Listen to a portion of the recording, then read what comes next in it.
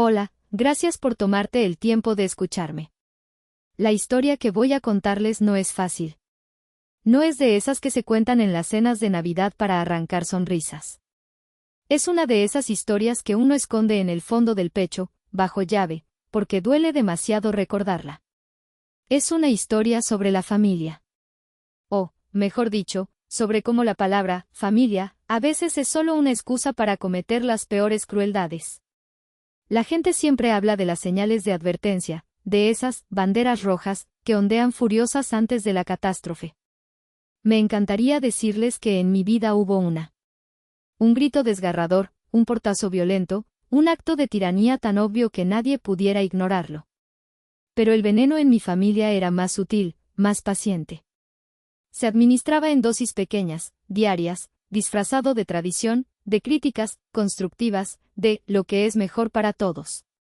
Y yo, como una tonta, me lo tragué durante 38 años, hasta el día en que intentaron ahogar a mi hija con la misma cuchara con la que me habían alimentado a mí.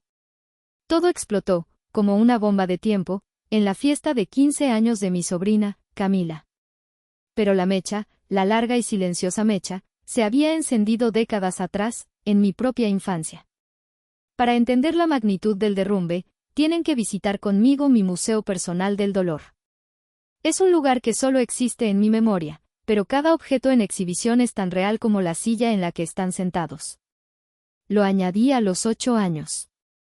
La boda de una prima lejana. Mi abuela, en un gesto de generosidad, nos había comprado 2 vestidos a mi hermana Valeria y a mí. Eran como el día y la noche. Uno era rosa pastel, con capas de tul, encajes delicados y un lazo de seda que caía por la espalda. Era el vestido de una princesa de cuento. El otro era de un color beige indefinido, triste, de una tela áspera que picaba con solo mirarla. No tenía forma, ni gracia, ni alegría. Era un saco de papas con mangas. Valeria, 2 años mayor que yo, corrió y tomó el vestido rosa. Yo, por supuesto, quería protestar. Pero mi madre, Leticia, se interpuso con esa sonrisa tensa que yo ya conocía tan bien. Ximena, por favor, dijo, su voz era un susurro de acero. Valeria es la mayor, ella es la que tiene que destacar. Tú todavía eres una niñita, no necesitas llamar tanto la atención. Además, el beige te va mejor con el tono de piel. No era cierto. El beige me hacía ver pálida, enferma. Pero a los 8 años, una no discute con su madre. Me puse el vestido color rata. Mientras mi madre le hacía un moño perfecto a Valeria, diciéndole lo hermosa que se veía, a mí apenas me subió la cremallera. En la fiesta, Valeria fue el centro de atención. Yo pasé la mayor parte del tiempo escondida detrás de las macetas, sintiendo como la tela áspera me arañaba la piel y, mucho más adentro, el corazón. Ese día aprendí mi lugar, en la sombra. A los 15 años, contra todo pronóstico, conseguí el papel principal en la obra de teatro de la escuela. Era una adaptación de una leyenda local y yo era la protagonista. Estaba eufórica. Había trabajado por semanas, memorizando mis líneas hasta en sueños. Valeria, que había audicionado para el mismo papel y había conseguido uno secundario, me felicitó con una sonrisa que no le llegó a los ojos.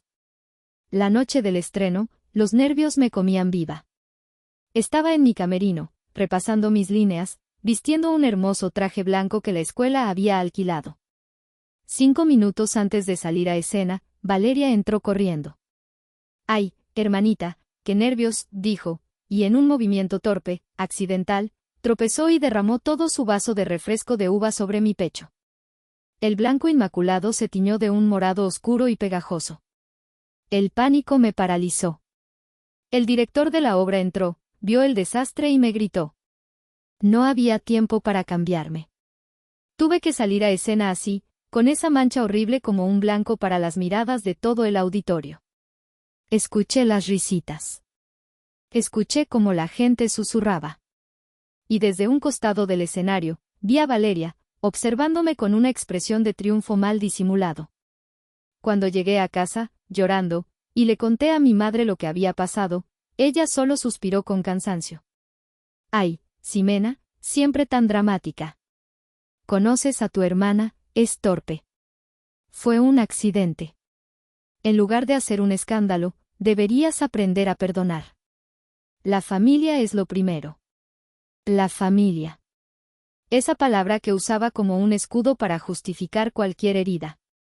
Avancemos 10 años. Después de la universidad, de trabajar en 2 empleos para ahorrar, de criar a mi hija Itzel como madre soltera, por fin logré mi sueño, abrir mi propio estudio de diseño de interiores. Era pequeño, pero era mío. Cada pared, cada mueble, cada tarjeta de presentación era el resultado de mi sudor y mis noches en vela. Para la inauguración, invité a mi familia. Quería, tontamente, que vieran que la niñita del vestido beige había logrado algo por sí misma. Que la dramática del vestuario manchado había construido una carrera. Estaba explicando un proyecto a un cliente potencial cuando mi madre se acercó, con una copa de vino en la mano. Puso su brazo sobre mis hombros y dijo, en un tono lo suficientemente alto para que todos a nuestro alrededor escucharan, estoy tan orgullosa de mi Ximena. Qué bueno que encontró un hobby para mantenerse ocupada. Valeria no necesita estas cosas, claro. Ella tuvo la inteligencia de casarse con un buen hombre que la cuida y le da todo. Un hobby. La palabra resonó en mis oídos. Sentí como la sangre se me subía a la cara. Todos mis sacrificios, mi talento, mi empresa, reducidos a un pasatiempo, a algo que se hace para matar el tiempo. Y, por supuesto, la inevitable comparación con Valeria, la hija perfecta, la que había seguido el camino correcto. Sonreí, agradecí a mi madre por su apoyo, y me disculpé para ir al baño, donde me encerré por 10 minutos para que nadie me viera llorar de pura rabia e impotencia. Ese fue el día en que entendí. No importaba lo que yo hiciera, lo que lograra. Para ellas, yo siempre sería la segunda. Mi éxito no era un motivo de orgullo para ellas y era una ofensa personal. Mi independencia era un espejo que les mostraba lo que ellas no eran, y lo odiaban. Y yo, a pesar de todo, seguí volviendo. Seguí llevando a Itzel a las reuniones familiares, a los cumpleaños, a las navidades. Porque una parte de mí, la parte más estúpida y esperanzada, creía que con mi hija sería diferente. Que el amor de una abuela y una tía podría superar la envidia y el resentimiento. Qué equivocada estaba. La quinceañera de mi sobrina Camila era el evento del año para mi hermana. Valeria había gastado una fortuna que no tenía en un salón de lujo, un vestido de diseñador y un banquete extravagante. Todo para las apariencias. Mi hija Itzel, de 14 años, estaba emocionadísima. Ella y Camila, a pesar de la influencia tóxica de Valeria, a veces lograban llevarse bien. Itzel es bailarina de ballet folclórico. Su pasión, su vida, es la danza. Y su cabello es una parte esencial de ello. Largo hasta la cintura, oscuro y brillante como la obsidiana. Lo cuidaba como un tesoro. Esa mañana, la llevé a un salón de belleza. No al de la esquina, sino a uno bueno. Quería que se sintiera especial. Le hicieron una trenza de espiga, compleja y hermosa, salpicada de pequeñas perlas blancas. Parecía una princesa de una leyenda antigua. Mientras se miraba al espejo, sus ojos brillaban.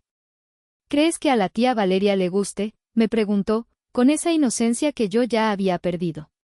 Le va a encantar, mi amor.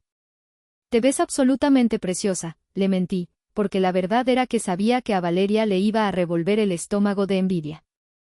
En la tarde, una emergencia de último minuto con un cliente me obligó a volver al estudio. Le di un beso a Itzel en la frente y la dejé en la entrada del salón de fiestas, en casa de mis padres, donde se arreglaba Camila. Pórtate bien, te veo en un par de horas, le dije. Mientras me alejaba en el coche, sentí una punzada extraña en el estómago. Un mal presentimiento. Lo ignoré. Fue el peor error de mi vida. Llegué a la fiesta a las 8. El lugar estaba deslumbrante. La música a todo volumen. Valeria flotaba por el salón con su vestido de madrina, recibiendo cumplidos. Mi madre la seguía como una dama de honor. Vi a Itzel sentada en una mesa con otros primos.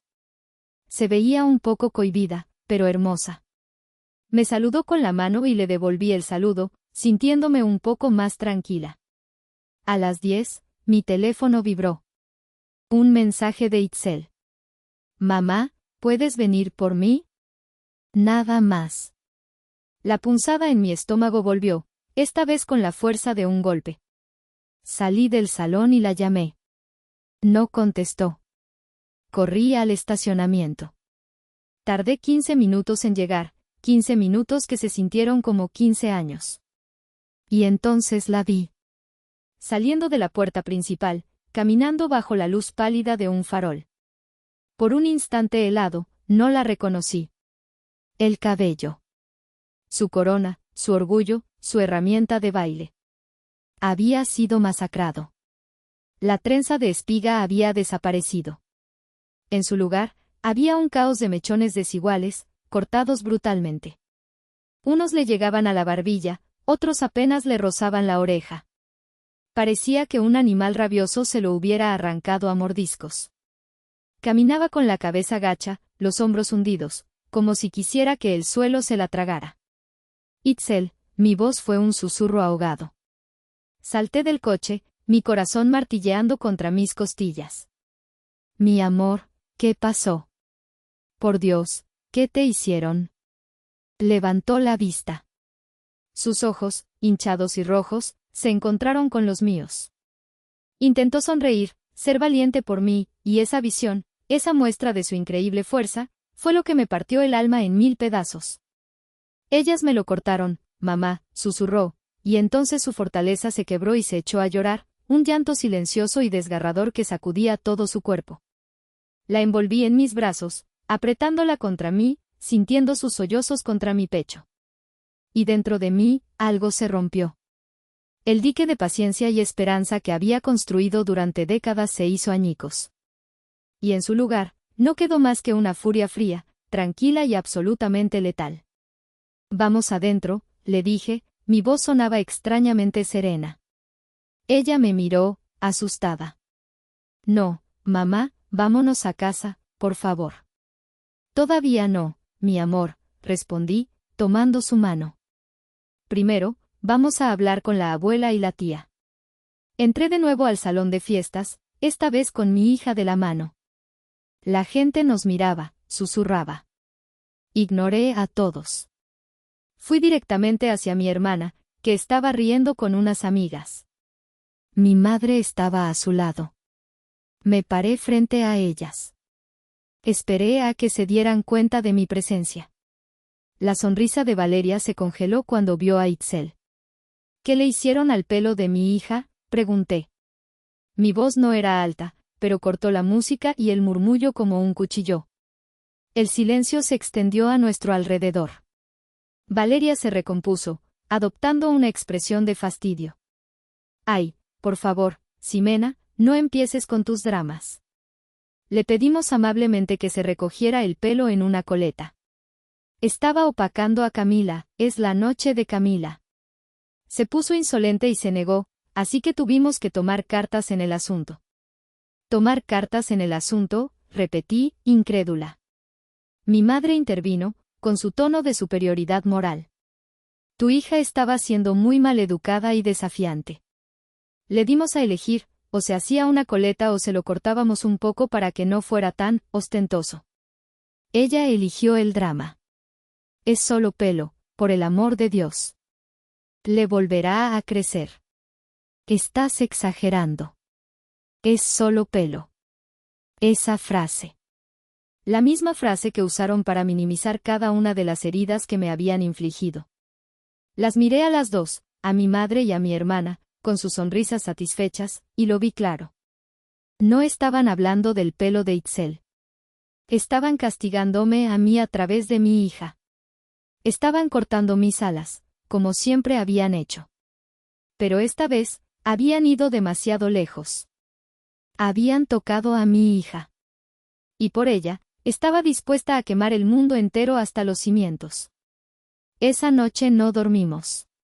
Itzel lloró hasta que el agotamiento la venció, acurrucada en mi cama como cuando era pequeña. Yo me quedé sentada en la oscuridad de la sala, viendo las luces de la ciudad, pero sin ver nada en realidad. La rabia de la fiesta se había asentado en mi estómago como una piedra de hielo. Ya no era un fuego incontrolable, sino un frío calculador. La tristeza vendría después. Ahora era tiempo de actuar. A la mañana siguiente, la casa estaba en un silencio denso. Preparé un chocolate caliente, el remedio de mi abuela para todas las penas. Itzel bajó las escaleras envuelta en la sudadera más grande que encontró, con la capucha puesta para no tener que ver su reflejo en ninguna superficie. No había dicho una palabra desde que subimos al coche. Se sentó en la mesa de la cocina y sorbió el chocolate en silencio. Vi como una lágrima solitaria rodaba por su mejilla y caía en la taza. Mamá, dijo finalmente, su voz era un hilo apenas audible. Hay algo más. No te lo conté todo anoche. Dejé mi taza y le di toda mi atención. Dime, mi amor. Lo que sea. Respiró hondo. No fue en el salón. Me llevaron al baño de servicio, el que está en el patio trasero. La tía Valeria me dijo que quería mostrarme algo. Cuando entramos, cerró la puerta con seguro. La abuela ya estaba adentro, esperando. Con unas tijeras de cocina en la mano. Mi sangre se heló. Esto no había sido un impulso. Había sido planeado. La tía me empujó a una silla de plástico que había ahí. La abuela se puso detrás y me sujetó los brazos. Yo empecé a gritar, a pedirles que me dejaran, que por favor no lo hicieran. Su voz se quebró. Y entonces entró Adrián, mi primo. Con su teléfono. Y empezó a grabar. Cerré los ojos, sintiendo una náusea violenta. Se estaba riendo, mamá. Él se reía mientras yo lloraba. Y Camila estaba en la puerta, que habían abierto un poco, y le gritaba a su mamá, córtale más, que se vea fea, que aprenda a no querer ser la estrella. Abrí los ojos. La piedra de hielo en mi estómago se convirtió en un glaciar. La agresión física era una cosa. Pero el sadismo, la humillación planificada, la documentación de su sufrimiento para su propio entretenimiento, eso era el mal en estado puro. Me arrodillé frente a ella, tomé sus manos frías entre las mías. Escúchame con atención, Itzel. Lo que te hicieron no fue una travesura. No fue un castigo. Fue un delito. En la ley, esto se llama asalto y privación ilegal de la libertad. Tocaron tu cuerpo sin tu permiso, te retuvieron contra tu voluntad y te mutilaron mientras se burlaban de ti. Y tienes todo el derecho del mundo a denunciarlos. Sus ojos, enormes y asustados, se fijaron en los míos. ¿Denunciar a la abuela y a la tía, a la policía? Sí. A la policía, confirmé. Pero quiero que sepas que esta es tu decisión, y solo tuya. Si me dices que no quieres hacerlo, que es demasiado, lo dejaremos así y nunca más volveremos a verlos. Pero si dices que sí, te juro que iré contigo hasta el final. No estarás sola ni un segundo. Se quedó en silencio por un largo minuto, mirando un punto fijo en la pared. Vi una batalla librarse dentro de ella. El miedo contra la ira. La costumbre de callar contra la necesidad de gritar. Finalmente, tragó saliva y levantó la barbilla. Una chispa de la bailarina feroz que yo conocía brilló en sus ojos. Sí, mamá. Quiero hacerlo. Quiero que paguen. Asentí, sintiendo un orgullo inmenso. Y entonces, una idea, fría y afilada como un bisturí, se formó en mi mente. Itzel, dije con una calma que no sentía. Para esto, necesitaremos pruebas contundentes. La palabra nuestra contra la de ellos. Dijiste que Adrián lo grabó todo. Ella entendió al instante. Una media sonrisa, la primera que veía en 24 horas, se dibujó en su rostro. Él es muy tonto y muy arrogante, mamá. Cree que nadie puede hacerle nada. Exacto, dije. Y vamos a usar eso a nuestro favor. Le pasé mi teléfono. Con los dedos temblorosos pero firmes, le escribió un mensaje a su primo por Instagram, la única red por la que hablaban. El mensaje era una obra de arte de la manipulación adolescente. Oye primo, qué mala onda lo de ayer. ¿Me pasas el video? Quiero ver qué tan ridícula me veo, seguro está para morirse de risa. La respuesta no tardó ni 30 segundos. Primero, un emoji de una calavera riendo. Luego, un archivo de video cargando. Lo había enviado. Sin dudar. Sin sospechar. La estupidez de la crueldad es su mayor debilidad. Le di las gracias a mi hija por su valentía. ¿Quieres que lo veamos juntas o prefieres que lo vea yo sola? Juntas, dijo, su voz firme. Le di al play. Eran 17 segundos de puro horror. La imagen temblorosa, grabada desde el punto de vista de Adrián. El sonido de las tijeras, metálico y cruel. La voz de mi hija, quebrada por el llanto, suplicando, no, por favor, abuela, no. La voz de mi hermana, Valeria, diciendo, esto es para que aprendas a respetar. Y de fondo, la risa de Adrián, una risa hueca y malvada. Cuando el video terminó, nos quedamos en silencio. Itzel no lloró. Su rostro era una máscara de resolución. ¿Podemos irnos ya a la policía?, preguntó. No nos cambiamos de ropa. No nos arreglamos. Fuimos tal como estábamos. Yo, con las ojeras de una noche de insomnio. Itzel, con su sudadera y su capucha. No era una visita social. Íbamos a la guerra. En la comisaría, el ambiente era frío e impersonal. Nos hicieron esperar. Pero yo estaba dispuesta a esperar todo el día si era necesario. Finalmente, nos asignaron a una detective. Se presentó como la detective Rivas. Era una mujer de unos 40 y tantos, de cabello corto y una mirada directa que parecía poder ver a través de las paredes. Le contamos la historia, desde el principio. Escuchó con una paciencia increíble, sin interrumpir, tomando notas. Su rostro no mostraba ninguna emoción. Cuando terminamos, le dije, y tenemos una prueba. Le entregué mi teléfono. Conectó unos audífonos y vio el video. Una vez. 2 veces. 3 veces. Cuando se quitó los audífonos, la máscara de profesionalismo se había resquebrajado. En sus ojos vi una furia contenida. Señora, dijo, y su voz era grave. Gracias por venir. Y tú, dijo, mirando a Itzel con una suavidad inesperada, eres una jovencita muy valiente. Lo que les hicieron no es un problema familiar.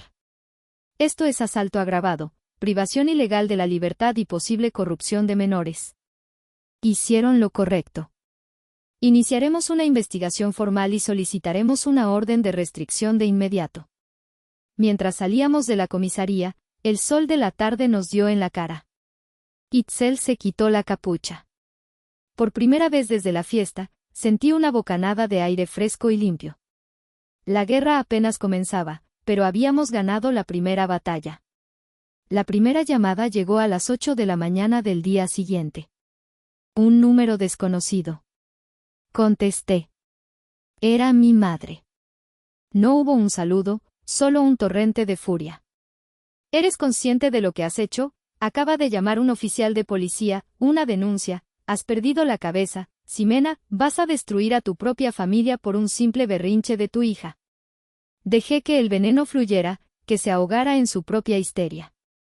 Esperé a que hiciera una pausa para tomar aire y entonces hablé, mi voz tan tranquila que debió helarle la sangre. No, mamá. Ustedes destruyeron a la familia en el momento en que le pusieron un dedo encima a mi hija en ese baño. Yo solo estoy recogiendo los pedazos y llevándolos ante la justicia. Si tienes algo más que decir, díselo a la detective Rivas. Y colgué. Se sintió como cerrar una puerta de acero. Una hora después, el teléfono volvió a sonar. Era Valeria. Esta vez, la estrategia era diferente. En lugar de gritos, hubo sollozos. Hermanita, por favor, gimoteó. No puedes hacernos esto. Fue un error, lo admito, estaba estresada por la fiesta, pero no era para tanto. Acaban de llamar de servicios sociales, Ximena, van a venir a mi casa, podrían quitarme a mis hijos, vas a destrozar mi vida por un estúpido corte de pelo. Primero, le dije, saboreando cada palabra. No vuelvas a llamarme, hermanita. Segundo, tu vida me tiene sin cuidado. Y tercero, si tanto te preocupaban tus hijos, debiste pensar en ellos antes de agredir y traumatizar a la mía. Cosechas lo que siembras. Y colgué de nuevo, bloqueando su número. Pensé, ingenuamente, que se esconderían de vergüenza. Pero subestimé su descaro. La verdadera guerra comenzó esa tarde. Una prima, de las pocas con las que todavía hablaba, me mandó una serie de capturas de pantalla de Facebook. Mi hermana y mi madre habían lanzado una campaña de desprestigio en mi contra. Valeria había publicado una foto de ella y Camila sonriendo en la quinceañera, con un texto largo y lacrimógeno. Con el corazón roto por las terribles mentiras que mi propia hermana está difundiendo. Solo intentamos hacerle una broma a mi sobrina Itzel sobre su cabello y ella, influenciada por su madre que siempre ha estado celosa de mí, lo ha convertido en un circo mediático. Por favor, recen por nuestra familia en estos momentos tan difíciles. Mi madre comentó debajo, siempre supe que Ximena era inestable. Es muy triste ver cómo manipula a su hija para vengarse de nosotros. Nuestro único crimen fue querer a Itzel como a nuestra propia hija. El veneno se esparció rápidamente. Los monos voladores aparecieron en masa. Tías, primos, amigos de la familia que no sabían nada de la historia real, empezaron a comentar. ¡Qué horror! Conozco a Leticia y es una santa, Ximena siempre fue la conflictiva. Pobre Valeria, tener que soportar a una hermana así. Es increíble cómo la gente usa a sus hijos como armas, alguien debería llamar a servicios sociales, pero para que investiguen a Ximena. Leía los comentarios y sentía que el aire me faltaba. Me estaban pintando como la loca, la villana. Estaban reescribiendo la historia, borrando el crimen y convirtiéndolo en un drama familiar del que yo era la única culpable. Le mostré las publicaciones a Itzel. Las leyó con la mandíbula apretada. Sus ojos ya no tenían lágrimas, solo fuego. Están mintiendo, mamá, dijo en voz baja. Le están diciendo a todo el mundo que yo soy una mentirosa. Lo sé, mi amor. No es justo. Se van a salir con la suya. La miré. No. No si les mostramos a todos la verdad. La verdad sin filtros. Hice una pausa. ¿Estarías de acuerdo si publico el video? Quiero que sepas que si lo hago, todo el mundo lo verá. Tu dolor, tus lágrimas. Será muy público. Me miró fijamente, no como una niña de 14 años, sino como una mujer que había visto lo peor de la naturaleza humana y había decidido no dejarse vencer. Por favor, mamá. Súbelo. Que todos vean lo que me hicieron de verdad. Y eso hice. Abrí mi perfil de Facebook, que normalmente solo usaba para compartir fotos de mis diseños. Respiré hondo y creé una nueva publicación. No iba a rebajarme a su nivel de insultos y mentiras. La verdad no necesita adornos. Adjunté el archivo de video de 17 segundos. Y escribí un texto simple, factual y absolutamente demoledor. Mi madre, Leticia, y mi hermana, Valeria, dicen que lo que pasó en la quinceañera de mi sobrina fue una broma. Dicen que yo soy inestable y que mi hija miente. Esto es lo que ellas llaman una broma. Esta es mi hija de 14 años, llorando y suplicando mientras su abuela la sujeta por la espalda y su tía le corta el pelo con unas tijeras de cocina. Su primo lo graba todo, riéndose. Ella dijo, no. Ellas no escucharon. No voy a decir nada más. Vean el video y juzguen ustedes mismos. Le di al botón de publicar. Y entonces, la bomba nuclear estalló. En la primera hora, el video se había compartido más de 1000 veces. Mi teléfono empezó a vibrar sin parar. Notificaciones, mensajes, llamadas. amigos, conocidos, y cientos de extraños. La marea cambió de forma violenta e instantánea. La gente que había comentado en la publicación de mi hermana volvió, pero esta vez con furia. Retiro lo dicho, esto es monstruoso, llamen a la policía. Acabo de ver el video, pobre niña. Leticia y Valeria, son unas psicópatas. ¿Cómo puede alguien reírse de eso? Esto es abuso infantil, simple y llanamente. Los monos voladores empezaron a borrar sus comentarios, uno por uno. Las tías que me habían llamado conflictiva me enviaron mensajes privados, torpes y llenos de excusas. Ximena, no sabíamos, pensábamos que, lo sentimos mucho. No respondía a ninguno. Mi hermana y mi madre desactivaron sus perfiles de Facebook, pero era demasiado tarde. El video ya era viral en los grupos de WhatsApp de toda la comunidad. La verdad, su verdad cruda y fea, estaba a la vista de todos. Esa noche, Itzel y yo nos sentamos juntas en el sofá, viendo cómo el contador de visualizaciones subía y subía. Ella no sonreía, pero en su rostro había una expresión de profunda y tranquila validación. Ahora te ven, mi amor, le susurré. Ahora todos te ven. Y te creen. Asintió, y por primera vez en días, vi cómo la tensión abandonaba sus hombros. La justicia del tribunal legal tardaría. Pero la justicia de la verdad acababa de ser servida. El proceso legal, impulsado por la abrumadora evidencia del video, fue relativamente rápido. Unas semanas después, la detective Rivas me llamó. El fiscal había llegado a un acuerdo con sus abogados para evitar un juicio público que, francamente, las habría destruido por completo. No fueron a la cárcel. Una parte de mí sintió una punzada de decepción, pero sabía que era un resultado poco probable para un delito de este tipo. Sin embargo, no quedaron impunes. Mi madre, Leticia, y mi hermana, Valeria, fueron declaradas culpables de asalto en tercer grado y confinamiento ilegal, ambos delitos menores. Ahora, ambas tienen antecedentes penales. Tuvieron que pagar una multa considerable que, según supe después, las puso en aprietos económicos. Pero el verdadero castigo fue para Valeria. El juez, horrorizado por el contexto, la sentenció a 1 año de libertad condicional y a completar un curso obligatorio de crianza positiva y manejo de la ira. Y lo más importante, una orden de restricción permanente fue emitida. No podían acercarse a menos de 100 metros de Itzel ni de mí. Nunca más. Además, la denuncia activó una investigación formal de servicios sociales en la casa de mi hermana. Durante el próximo año, un trabajador social haría visitas sin previo aviso para asegurar el bienestar de mis sobrinos. La noticia del desenlace me llegó a través de mi tío Roberto, el hermano menor de mi madre y la única persona decente de ese lado de la familia. Me llamó, no para pedirme que las perdonara, sino para felicitarme. Hiciste lo que nadie se atrevió a hacer en 40 años, Ximena, me dijo. Ponerles un espejo enfrente. La familia está hecha un caos.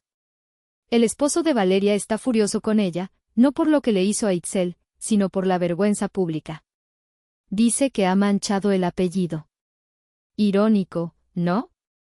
Les importa más el que dirán que el bienestar de una niña. No sentí alegría ni triunfo. Solo sentí el peso de una puerta que por fin se había cerrado para siempre. Sentí una profunda y agotadora sensación de paz. Unas semanas después de eso, decidí que era hora de dar el siguiente paso en nuestra curación. Hice una cita en el mejor salón de belleza de la Condesa. Un lugar luminoso, lleno de plantas y con un ambiente tranquilo. La estilista, una mujer llamada Sofía con manos de artista y una sonrisa cálida, sentó a Itzel en la silla. Sabía la historia, se la había contado por teléfono. No hizo ninguna pregunta incómoda. Miró el cabello de Itzel en el espejo, el corte desigual que yo había intentado emparejar en casa. Luego, miró a mi hija a los ojos a través del reflejo. Muy bien, reina, dijo con una voz suave y segura. A veces, para que algo nuevo pueda crecer, hay que cortar por lo sano. Tu cabello no está arruinado. Solo está esperando una nueva historia. Olvídate de lo que era. Dime, ¿Qué historia quieres que contemos hoy? ¿Quién quieres ser? Itzel, que había estado tensa y en silencio, pareció relajarse por primera vez. Lo pensó un momento. Quiero verme, fuerte, susurró. Sofía sonrió. Fuerte. Me encanta. Tengo la idea perfecta. Durante la siguiente hora, Sofía trabajó con una concentración y un cariño increíbles. No hubo palabras como arreglar o reparar. Hubo palabras como liberar, dar forma, crear. Cuando terminó, giró la silla lentamente hacia el espejo. Yo contuve la respiración. La chica que nos devolvía el reflejo era mi hija, pero a la vez era alguien nuevo. Sofía le había hecho un corte pixie. Audaz, asimétrico, elegante y lleno de actitud. Resaltaba sus pómulos, su cuello largo de bailarina y, sobre todo, la increíble fuerza de sus ojos. Itzel se quedó sin aliento. Lentamente, levantó una mano y se tocó el pelo corto en la nuca. Ladeó la cabeza. Y entonces, una sonrisa genuina, radiante y llena de poder, iluminó su rostro. Mamá, dijo, sus ojos encontrando los míos en el espejo. Me veo fuerte. Y así era. Ya no era la víctima del baño de servicio. Era una guerrera que había sobrevivido a su primera batalla y llevaba sus cicatrices como una corona. Hoy han pasado 6 meses. No hemos vuelto a saber nada de mi madre ni de mi hermana, y espero no saberlo nunca más. Hemos bloqueado a todos los familiares que intentaron defenderlas. Hemos creado una frontera a nuestro alrededor, un lugar seguro donde solo entran el amor, el respeto y la confianza. Itzel ha vuelto a sus clases de ballet folclórico. Al principio estaba nerviosa por su pelo corto, pero su maestro le dijo que una verdadera bailarina expresa con el alma, no con el cabello. A veces baila con su corte pixie, desafiante y moderno. A veces, para ciertas danzas, usa trenzas postizas elaboradas. Porque ahora ella tiene el control. Ella decide quién es y cómo se presenta al mundo. El poder que intentaron arrebatarle de la forma más cruel, se lo hemos devuelto, multiplicado por 1000. A veces, en la quietud de la noche, todavía me pregunto. Algunos dirán que fui demasiado lejos, que la ropa sucia se lava en casa, que destruye a mi familia. Pero yo creo que una casa que está podrida por dentro no se puede salvar. Solo se puede demoler para construir algo nuevo y sano sobre sus ruinas. Expuse la verdad. Defendí a mi hija. Ahora les pregunto a ustedes, a quienes han tenido la paciencia de escuchar hasta el final. ¿Hice lo correcto? ¿O fui demasiado lejos? Gracias por escuchar mi historia. Si has vivido algo parecido, en tu propia familia o en cualquier otro lugar, quiero que sepas que no estás solo, que tu dolor es real y que tu voz importa. Si te gustan estas historias, crudas, honestas y a veces, un poco satisfactorias, suscríbete al canal. Nos vemos en la próxima.